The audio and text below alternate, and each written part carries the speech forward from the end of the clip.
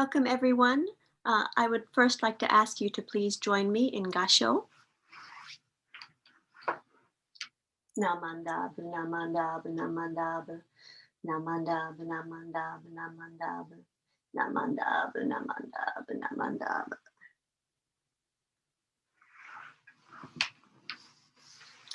Thank you for joining us today here at Tsukiji Honganji. My name is Lisa GRUMBACH. Teach at Ryukoku University in Kyoto, and I also teach at the Institute of Buddhist Studies, which is in Berkeley, California. My main area of research is Japanese Buddhism, particularly the medieval period, as well as the history of Buddhism generally throughout the history of the tradition from India through Japan, basically.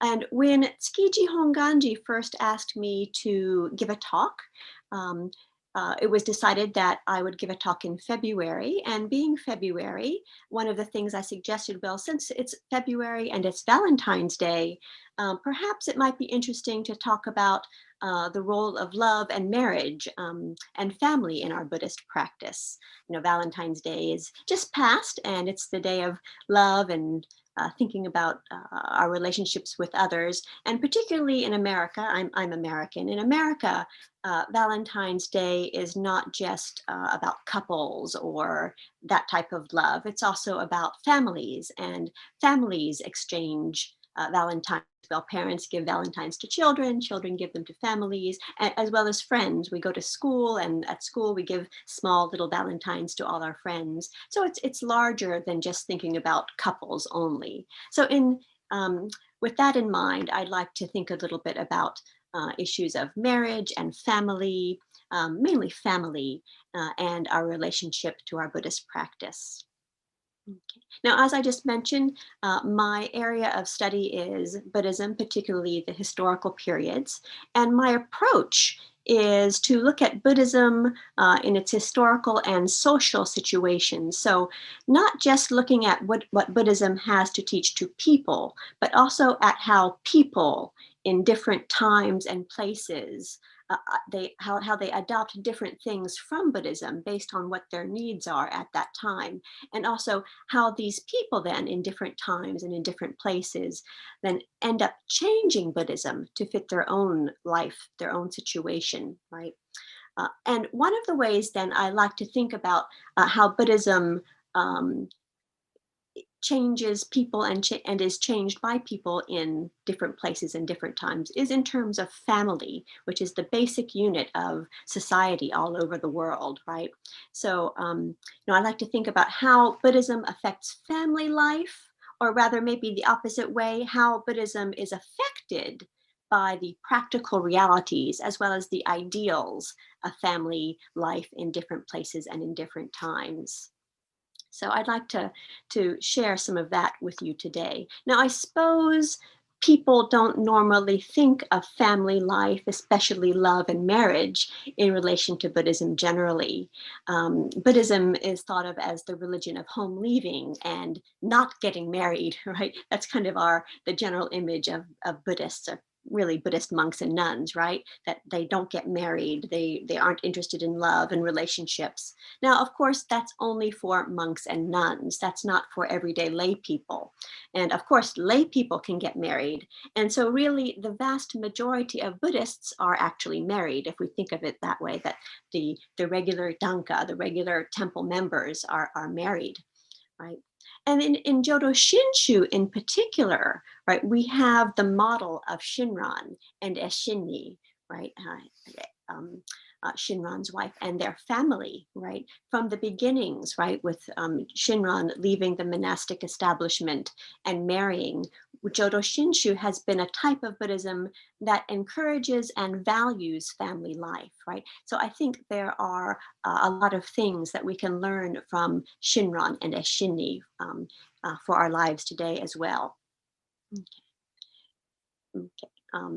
And so then thinking about this then, particularly about Shinran, many people often think that Shinran was the first monk to openly marry, and that Jodo Shinshu is the first Buddhist denomination to allow marriage. But I'd also like to ask this question: is this true? Was Shinran the first monk to get married? And is Jodo Shinshu the first form of Buddhism that openly allowed marriage? And I'd like to present this as a question for us to think about today. So in the first part of my talk, then, I want to share with you some of my research interests, right? Since I'm a researcher, sorry, I'm not a minister. So I have a lot of interesting episodes from the history of Buddhism regarding married monastics in particular, from various parts of the world that I would like to share with you to show you that, well, surprisingly, there really are a lot of married monks in different parts of the world, married monks and nuns. And in fact, marriage for monastics is far more common than you may think. Okay. And then in the second part, toward the end of my talk, in the second part of my talk, then I would like to think more specifically about both how this history of marriage in Buddhism and the model or the example of Shinran and Isshinni, how they can give us some guidance for living our lives today, particularly right now, when we are forced into this kind of strange and new situation by the coronavirus that has spread around the world, that families are stuck in situations where we're sometimes too close. We're all in the same house all day long for the same, for too much time, spending too much time too closely together. Or on the other hand, maybe we're being forced to be too far apart, that our family members can't come home. We can't go to see them. They're so distant. We can't even visit people who live across town. We have to only visit them online. So with both of these two extremes, then, is there something that we can learn for our lives today and our family life today in particular? So those are the two topics I'd like to think about today. So first of all, I'd like to present some of the examples of marriage in the history of Buddhism, marriage of monastics, I should say, because again, regular lay people are free to get married at any point, of course. And really, if you look across the Buddhist world again and again in different points in history, you can find the marriage of monks, right? So let me just start with an example from Tibet, for example. So Tibet has a long history of married monks, actually. In the 11th century, there was a very famous monk named Marpa. He wasn't a monk yet, but he traveled to India and from Tibet, and he became a monk there, and he learned the Buddhist teachings, and then he returned to Tibet. And when he returned to Tibet, he immediately got married, is the way the story goes, and he then later established what is the Kagyu school of Tibetan Buddhism. And his wife's name was Dagmema, and she's called the Selfless, and she herself is actually very famous within Tibetan Buddhism, and she herself also offered teachings sometimes to the disciples of Marpa. And the two of them also had a son named Dharma Dode.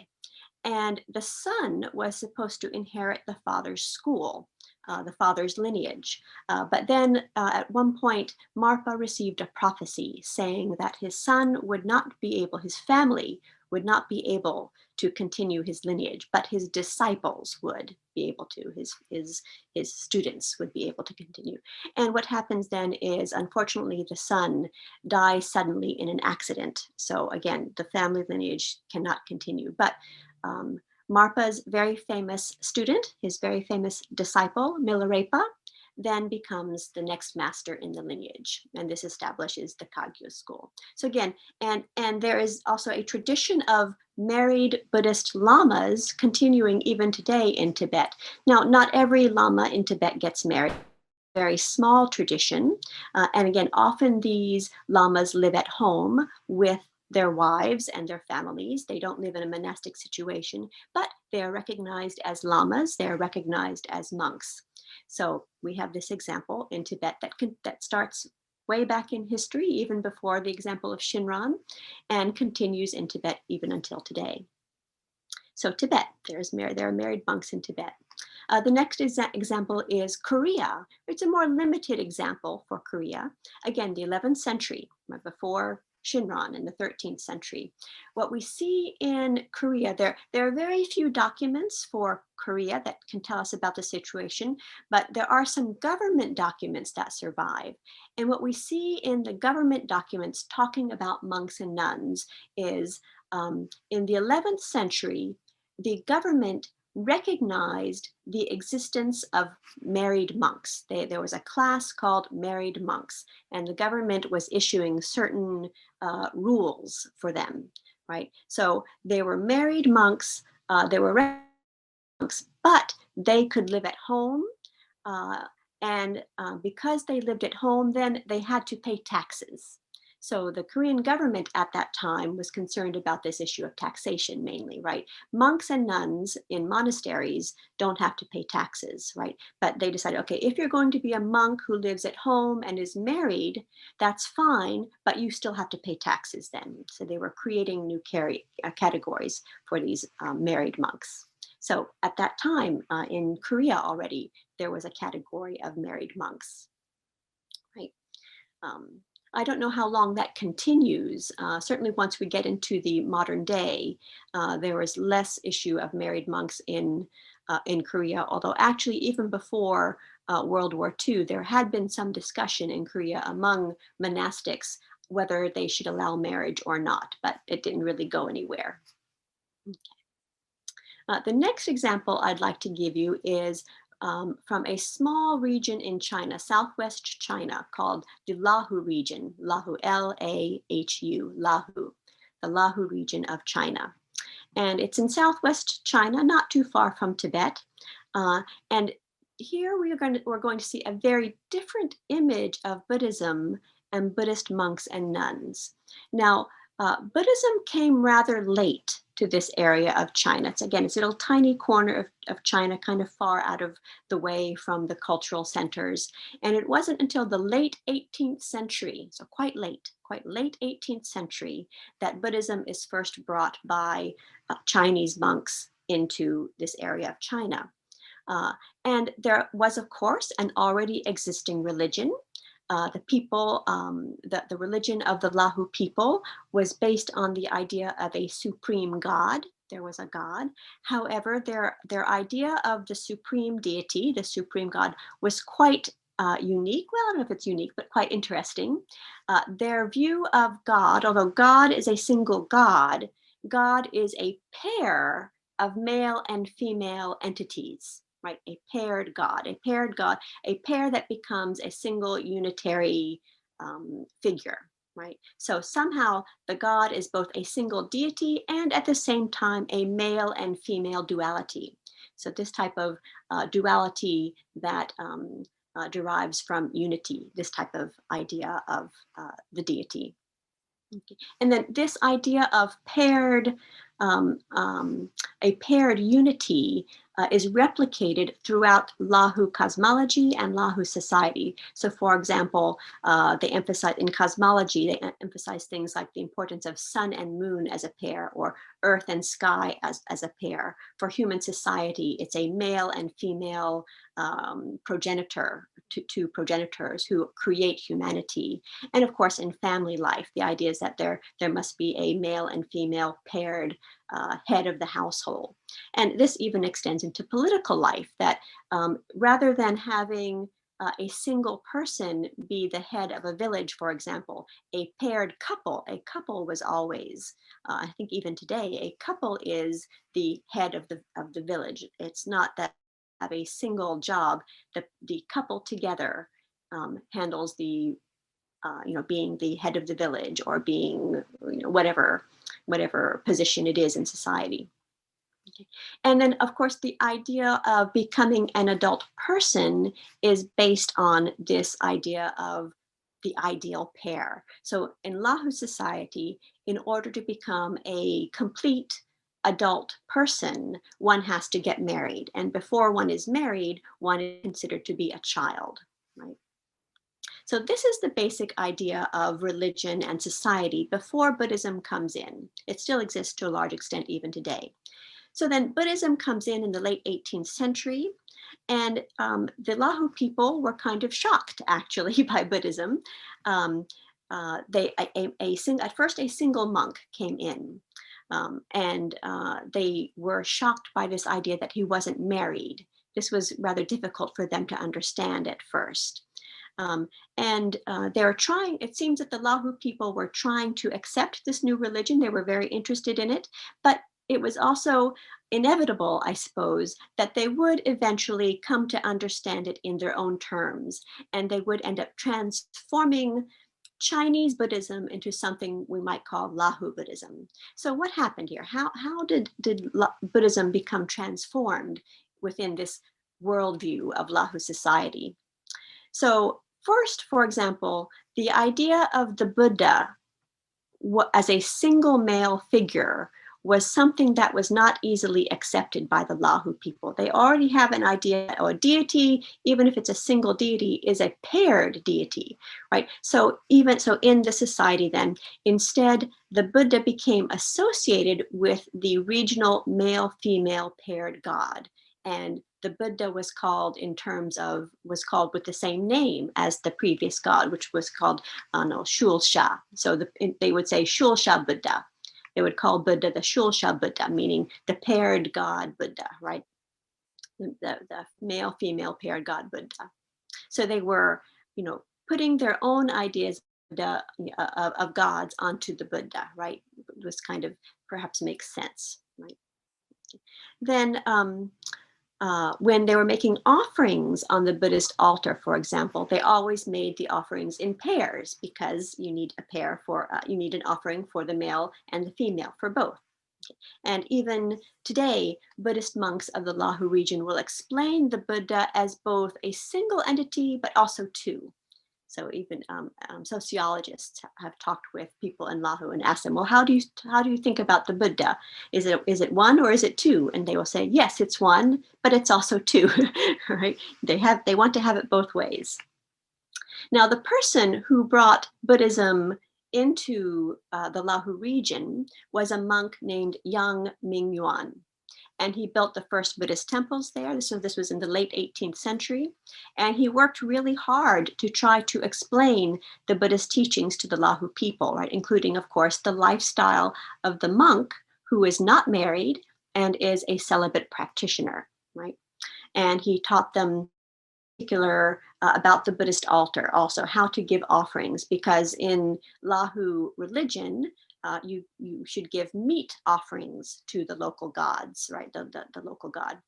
So he said, no meat. In Buddhism, we do not make meat offerings. We only use vegetable offerings or water or flowers, incense, these types of things. And that they seem to have adopted quite easily. Now, here's where the story takes an interesting twist. Now, since this monk was not married, they called him by an interesting name. They called him Orphan, and they commonly refer to the founder of Buddhism in Lahu as Orphan, because he was not married. He had left home, so he didn't have parents, right, in this kind of idealized way. So he was an orphan in their society. So he had kind of a strange status then when he was there. Now, during his lifetime, he accomplished many great things for the Lahu region. He built many temples. And his being there as a non-married person who was able to accomplish great things in society actually, challenged their way of thinking that, only married people can do things in society. So it did also kind of open up their way of thinking to allow for some more recognition of individual achievement as well. Now, because he was able to do this also, however, the local people tended to think of him as possessing magical powers. And this is going to be important in the story later. And then when he died, this is when the Lahu people's ideas about religion were dramatically imposed onto the notion of the Buddhist monk.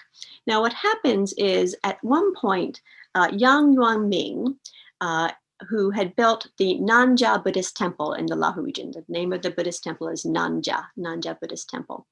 And there was a big fire, and people thought that he was in the temple and that he had died in the fire. And here, let me just read a little bit about the story of his death. So here's how the story goes.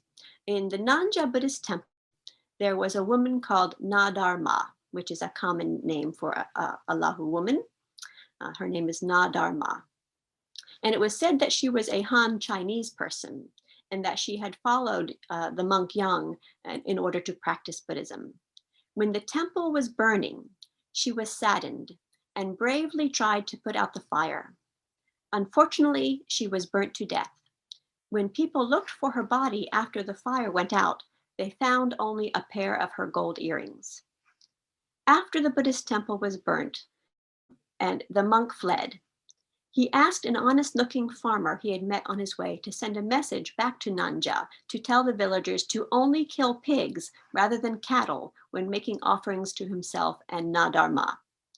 With the supernatural assistance of the monk Yang, the farmer arrived at Nanja immediately. However, mistakenly believing that both the monk and Dharma had died, the villagers had already killed cattle and made offerings to their souls as a pair, according to Lahu funeral rituals. And the farmer told the monk what had happened.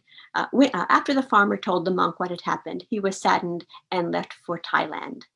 So this is a very interesting story, right? So they think that the monk has died and that he has died in a fire together with a nun, right? And although he hasn't died, he tries to send back a message telling them, don't kill cattle, just kill pigs, which is in itself a little bit strange, right? To make offerings to me and to the nun who has died. Although he hasn't died, he's telling them how to make offerings to his deceased self, right?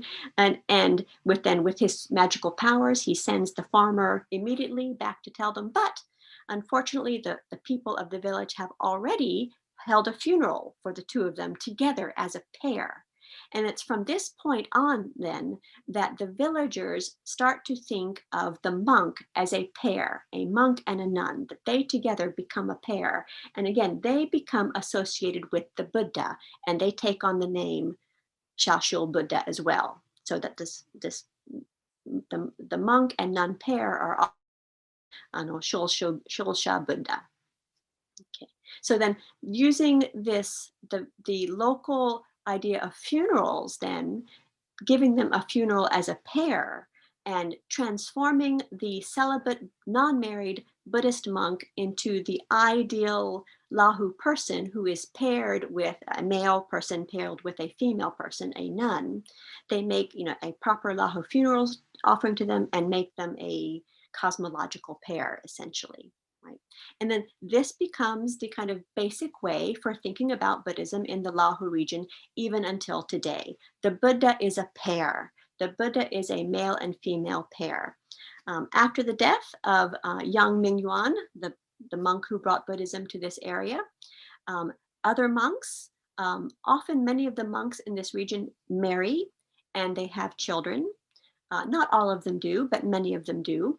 Often they pass their temples onto their children, including daughters. Daughters can become the head monk, although of course they are married to another person, a male person. There's even an example of one temple in this region. It's called the Pholkat Temple, and the head monk position is reserved specially for a married couple. The head monk is not a single person. The head monk is a married couple. And at this temple, even they have built two temples actually side by side in order to worship the male-female paired Buddha appropriately. So they make offerings for the male side at one and for the female side at the other. The villagers in Pholkat village, they choose a couple who will be who will do the duties of the position of head monk, and it's based on both the qualities of the husband and the wife, and this position is one of the most prestigious in the community. So in this way then, Buddhism is really quite transformed a lot in the Lahu region, and the idea that a male and female pair, a husband and wife pair, is the important part of society, and that this is placed onto their idea of Buddhism is quite interesting, right? So again, in this region, monks are married. Married couples who are not monks are given the position of a monkhood. So it's quite an interesting situation, right? Okay. Thailand, let me give you one more example from Thailand. And this is a slightly different kind of example from the ones we've seen before. In Thailand, of course, Theravada Buddhism, main form of practice. And Theravada is, I don't know, more famous, but certainly known for keeping the precepts, that monks and nuns should keep the precepts, and they do not typically allow monks to be married or nuns to be married. However, what is interesting in Thailand is that the vast majority of men who are married men in Thailand, were in fact monks before they married. So what's going on here? And then vice versa, the vast majority of women who want to get married want to marry a monk, right? It's kind of strange, right? Women want to marry men who are monks, but monks aren't supposed to marry. So, but this has become an interesting part of society in Thailand. So what typically happens is most men in Thailand become a monk for a short period of time. Typically when they're around, sometime between the ages of 18 and 22, sometime in that time. And it can be quite short, like 2 to 3 months, or sometimes as long as 2 or 3 years. And then after this short period of study and training as a monk, most of them disrobe. A few will stay on and continue to be monks for the rest of their lives, remaining celibate and unmarried. But most of them disrobe, and then they're ready to get married. And in the past, more than 90% of men in Thailand became monks. More recently, in the past, 30, 40 years or so, as secularization and modernization have affected society in Thailand, fewer men do it, but still, there are recent reports that about 70% of men still do this in Thailand, that they become a monk for a short period of time in order to get married. This is kind of a strange situation. Men want to become monks so that they can become married. And actually, this is part of a larger pattern that we see kind of throughout South Asia of this ideal that monks are the best men to marry. Monks are good for marrying, right? Which is a larger story, a larger discussion than we have time for today, but it's part of a larger pattern that we can see in the region. And finally, one last thing to say about this history of marriage throughout the Buddhist tradition, that people sometimes forget that Shakyamuni himself, the founder of Buddhism, was himself actually married, right? And there's a long story within the Buddhist tradition that talks about his love for his wife and his child, and how difficult it was for him to leave them when he was about to set out on his journey to do the ascetic practices and become the Buddha, right? So, the story of the Buddha, I think is, of course, he leaves his family. It's the importance of leaving home. But the other thing people forget too about the Shakyamuni story is that after he completes his path, the path to awakening, and becomes the enlightened Buddha, he returns home. So the other important thing about Buddhism actually is returning home, right? And when he comes back home, he converts. I'm not sure this is the best word to use, but it's the word we have in English. He converts his father and his mother or his stepmother, right? Mahaprajapati. He converts them to become Buddhists, and his wife, Yasodhara, and his son, Rahula. They all become his Buddhist followers, right? And many of them attain enlightenment. Rahula, the son in particular, becomes an arhat and is considered one of the main arhat followers of the Buddha, right? Okay. So thus, if we take Shakyamuni as a model of the Buddhist life, right? It's this idea that Buddhism is not only a religion of home leaving, it also entails returning home, but with a changed set of relationships, we might want to say. And that, thinking about this issue of marriage and monks and nuns then, and married life in general for Buddhism is, I think it's the issue of celibacy versus marriage, right? And in fact, there is no rule in Buddhism within the Vinaya that says monks cannot be married, right? There are rules, must be celibate, right? And so I think when we're thinking about the celibate and non-married monk or nun, we're thinking about a person who has become a monk or a nun at a young age, right? And is not married. And that's certainly one way to become a monk or nun. You are placed there as a child, or you enter as a young person, and you are not married, and you remain celibate and not married for your whole life. But we should also remember that there are many people in the history of Buddhism who become a monk or nun late in life, after they're already married, after they've already had children, just like Shakyamuni, really, right? And there is no rule in Buddhism that says, well, if you're already married, you have to get divorced. There's no rule about divorce as well. Right. So now again, once a person who later in life becomes a monk or a nun, the family relationship changes dramatically, right? And it changes from a relationship of being a person within a family as a spouse, or even as a son or a daughter, as a child, but to being the relationship of a family in the life of Dharma, that the monk or the nun becomes a focus of entering into the Dharma, a life of Dharma for the entire family, right? So I'd like to think about that too today in just a moment. But so that these are examples drawn from different parts of the Buddhist world. So I think you can see how, it's not just Japan, it's not just Shinran. So let me just end my examples with just a few from Japan, because even in Japan, Shinran was not the first. So again, this example of people marrying late in life. So if you think of someone like Empress Komyo, who's living in the Nara period, Empress Komyo, and the wife of Emperor Shomu. I think it's Shomu, if I remember right. I forgot to look that up. But they are living in Nara, the emperor and the empress together, and really, it was really a lot of work on the empress's part. They build the Nara Daibutsu, right, the big Buddha in Nara, and they build the Todaiji.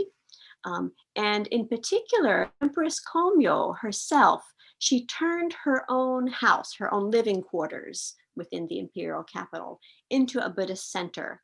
And she was very active in the copying of sutras. At this time, the early Nara period, there were not a lot of texts yet available in Japan. And she was very active in copying lots of sutras for the great production of temples that were being created in Japan at that time, built in Japan at that time. And it was especially the court women who came into her own quarters to copy sutras.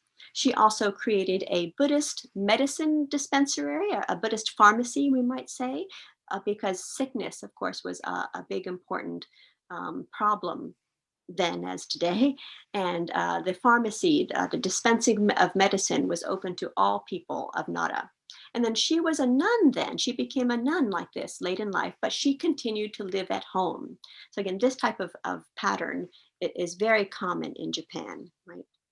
Okay. Another pattern then is in this way, people who become monks or nuns after the death of their patron or their lord. So sometimes when an emperor died, his ministers, the ministers below, would all become monks, and they were already married. They had families, and they became monks, but they didn't go live in a monastery. They continued living at home, right? So already, even in Heian period Japan, there were lots of monks and nuns who were married and still living at home. Some other examples, if we think of people like Shugenja, or people who are called hijiri, right? The Koyasan hijiri and Tendai hijiri, for example. These are people who are monks, typically monks, not so much nuns, but they live outside of the monastery. They don't live in the monastery, and they do activities such as proselytizing Buddhism, as well as collecting funds, collecting money for building projects at these large monasteries. But they are typically married, and they live outside the monastery. So in a way, what Shinran did was to become one of these people, a person who lives outside the monastery, but is a monk who lives outside the monastery and has married. So at the time, he really fit into this hijiri category. And one last example of a person who, like Shinran, was a monk who was openly married. The monk Seikaku, who was living at the same time as Shinran, maybe slightly older than Shinran. Seikaku was also a follower of Honen. He was a Tendai monk. Seikaku never left Tendai in the way that Honen and Shinran did. He remained a Tendai monk, and he advanced to a high position in the Tendai lineage. Seikaku was also the heir to an outside lineage called the Aguiri Lineage, which is quite famous among scholars. But the Aguiri Lineage was a Buddhist teaching and preaching group that worked to spread the Buddhist teachings, Tendai teachings, within Kyoto. And so they had their base in Kyoto, and this base was based at a house, and it was Seikaku's house. Seikaku had this headquarters within Kyoto in Higashiyama, the Higashiyama area, and he was openly married, even though he was a high-ranking monk, and he had actually inherited this position in the Aguiri lineage from his own father, who was also a Tendai monk who had been openly married. So this idea that people are monks and are openly married was actually, in fact, already starting, it was not such a problem in society, right? So thinking of Shinran then in light of all of these different examples, Shinran being a married monk was not so extraordinary or shocking at the time in any way, right? He was just, in a way, one of many types of people who were married, right? So forgive me if I've gone on too long about the history of marriage in Buddhism. That's what we academics do. We go on too long about the areas we're interested in. And I'm sorry about that. But having thought about this long history of marriage and within Buddhism, I would like to just maybe think a little bit about what we can learn for our lives today. Now, we're not monastics, we're not monks and nuns, we're just regular people living at home. But I think we can learn some things from some of these examples, and from the example of Shinran and Eshini in particular. So, as I mentioned before, we're all at home too much, right? Stuck with our spouse and stuck with maybe, kids or extended family. And it's the little things that make us irritated sometimes. We just get a little ira, too much closeness. And, the kids are leaving their socks all over the house all the time.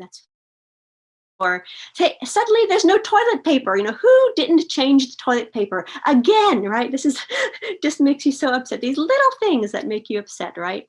Again, or maybe it's the opposite for your family. Maybe you're too far apart. You're not able to see your family members, or you're only seeing them online.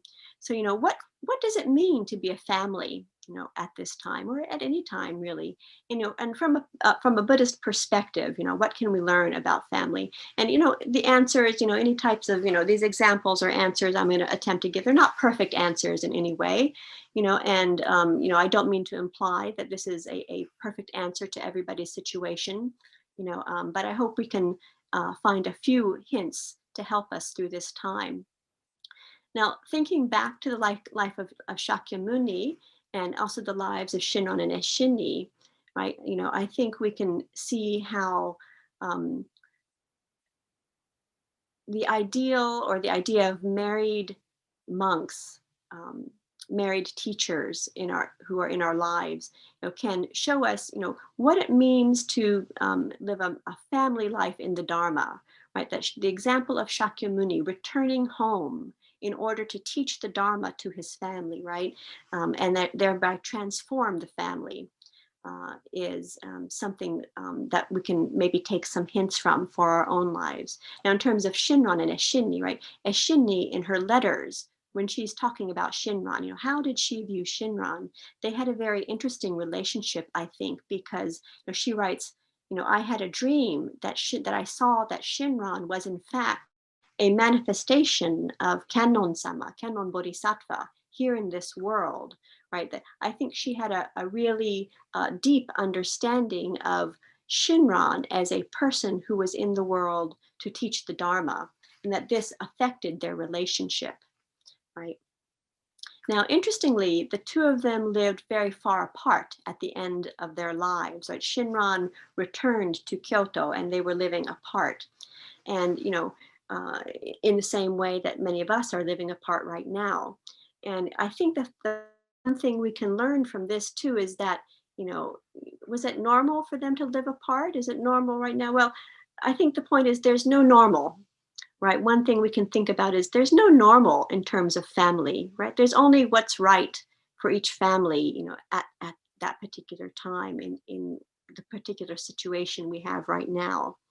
And living apart, to thinking about this, if we're in a situation where we're too close, sometimes it's okay to be apart as well, right? And sometimes maybe we need to take time, work that into our lives, even within our family lives, make a little time perhaps to go outside and take a walk and just separate ourselves if we're too close to our families, right?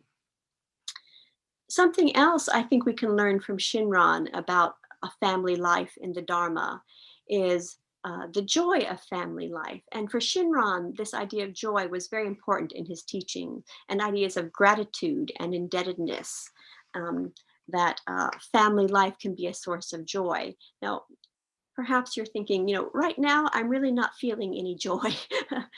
Things are tough, right? And this is not a moment of joy, this issue of coronavirus. But this idea of lack of joy was also important to Shinran. And in the Tanisho, Uembo says exactly this type of thing, right? He says to Shinran at one point, I'm reciting the Nembutsu, but I don't feel any joy. Aren't I supposed to feel joy?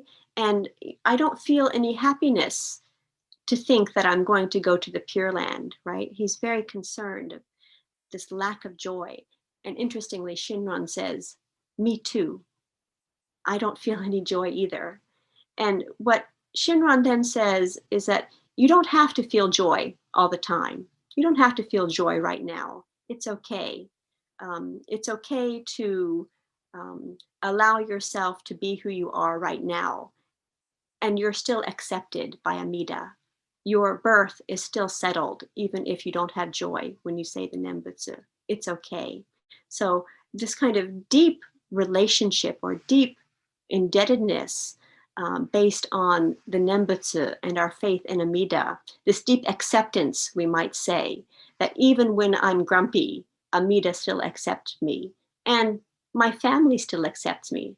That's the joy of family. We don't think about it maybe that way all the time. I'm grumpy, I don't feel happy, but your family isn't necessarily going to kick you out just because you're being grumpy, right? So, and one last thing then to think about our life in the Dharma is this issue of just say the Nembutsu, even if you don't feel joy, even if you're not happy, even if there's a problem in your life, because the practice of the Nembutsu in itself can help us change our attitude, perhaps, gratitude, thinking about gratitude. The practice of gratitude can change our attitude, gratitude and attitude together. And the importance of words, maybe just saying it, even if you don't feel anything. In Buddhism, there's also this idea of the importance of body, speech, and mind, and how speech, things you say, can transform the actions you have or the way you're thinking, or vice versa. Something you do can transform what you're going to say or think. And in this way, I finally figured out what to do about the toilet paper problem. Again, I always get so irritable when I discover there's no toilet paper. And I finally figured out I should just change the toilet paper. I'm not going to complain anymore. This is a really small thing, granted, but indeed, maybe precisely because it's a really small thing, I suddenly realized I should just notice there's no toilet paper and then change it in that moment. Don't get all upset. I don't have to yell at my family members. I don't have to get all worked up. And when I realized I could do this, I discovered two things. First, I discovered that I was less angry and less concerned and less ira about the situation, not voicing, not saying the words, who did this? Whose fault is this? I could let it go. It wasn't anybody's fault. There was no toilet paper. I could just change it. And then the second thing I noticed is once I stopped complaining, actually, people started changing the toilet paper more. I couldn't believe it. So this idea of stop being angry and um, change your words, change your attitude, and hopefully these small things will change of their own accord. Right? Acceptance of myself being ira, acceptance that this is a situation where something needs to change. Well, I can change it. It's okay. And this acceptance that I'm not perfect. My family isn't perfect. It's okay. And then forgiveness that, I'm not perfect, and it's okay. And I think, and particularly in this time of coronavirus, right? And when we're all just trying to do our best to get by, we need a little more forgiveness. And I realized dealing with my husband and my child that, I value them so much as people. And even though I get ira with them, even though I get irritated with them, there are more valuable things than these little small things like socks and toilet paper. So I'd like to end with that a little bit of gratitude and acceptance and forgiveness for our family lives in the Dharma. And being February, but Valentine's Day has already passed. Unfortunately, we can't get Valentine's presents anymore, probably. But I was thinking recently, well, maybe a Corona present for my husband or my child. It might be nice to have a Corona present for someone in your life, or even for yourself. So these are the things I think we can learn for our life in the Dharma. Thinking about family life. So anyway, I hope this was interesting for you. Thank you for joining, and thank you for listening. The history of Buddhism is fascinating, and there's more and more stuff out there that you never thought would have happened. And it's infinitely interesting to me. And so thank you for allowing me to share a small amount of this with you today. Please join me one last time in Gasho.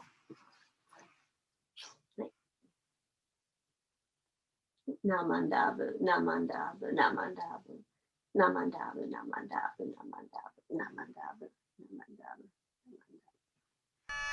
namandabu.